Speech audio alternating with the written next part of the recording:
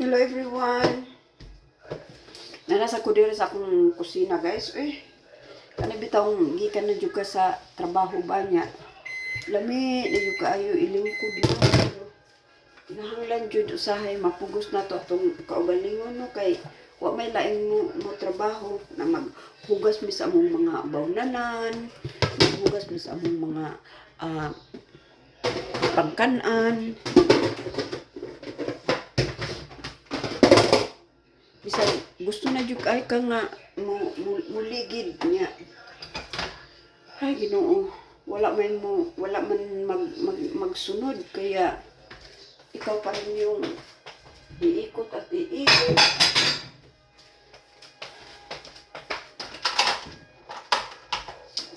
Kanina pa talaga ako gustong maupo.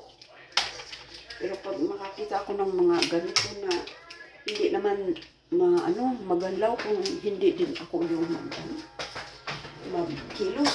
Kaya ito na. Inugasan yung mga baunan, naglagayan na naman ako ng ni honey, yung kanin na para bukas. No?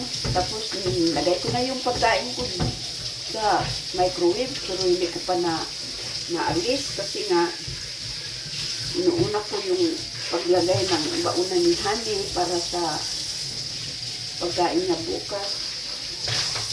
Itong niya laging ubos tapos ako yung mag-refill ng tubig.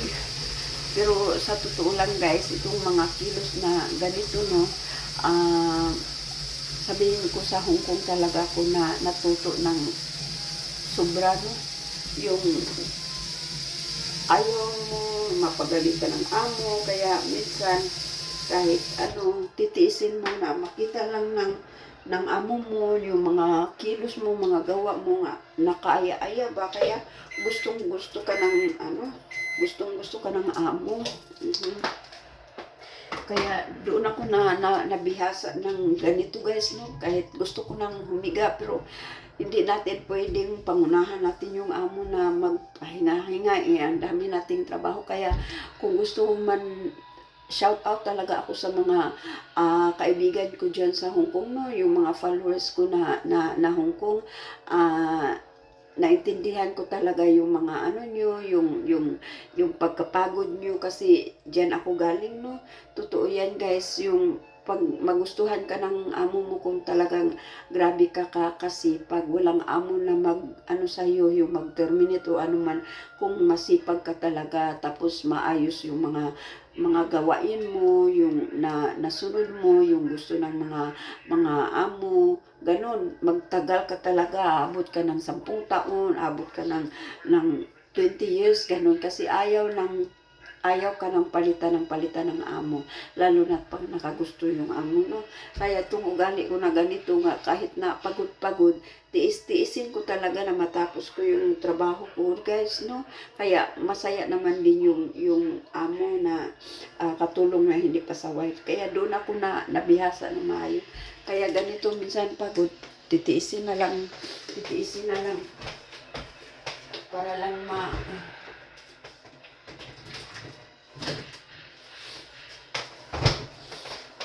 ito na, para lang na magustuhan ng amo.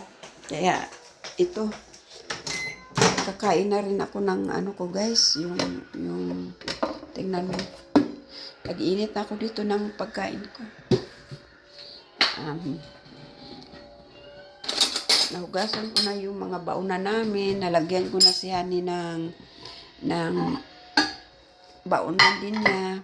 So ito na, uupo na ako guys para kumakain. Ito yung ulam ko. So nag beef menudo kasi ako last nung Sunday, tapos nag din ako ng kalabasa, yung ginataang kalabasa.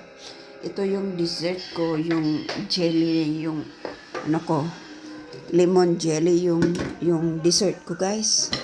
Tapos ito na. So kainan na tayo.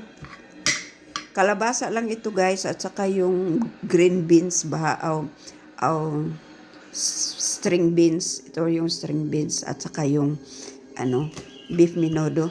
Ang bilis nilang kumain ng beef menudo guys. Ako kay, hindi man lang ako, ito si Honey kasi taga pakikarne. Pakikarne kaya yung bilis maubos pag ganito yung kainan, lutuan pag karne. Ako, titikim lang ako ng ganito. Pinakahuli na to guys. Inubos ko na doon sa lagayan. Hinugasan ko na kasi yun yung para wala nang matira sa sa ref. Kaya magluto na naman ako ng panibago yung cauliflower. May cauliflower pa kami doon. May chicken pa rin kami. Kaya ubusin ko muna ito. Pag pag wala na itong ulam namin na ganito, saka na ako magluto. Let's eat dinner! See you for my next live. Bye-bye!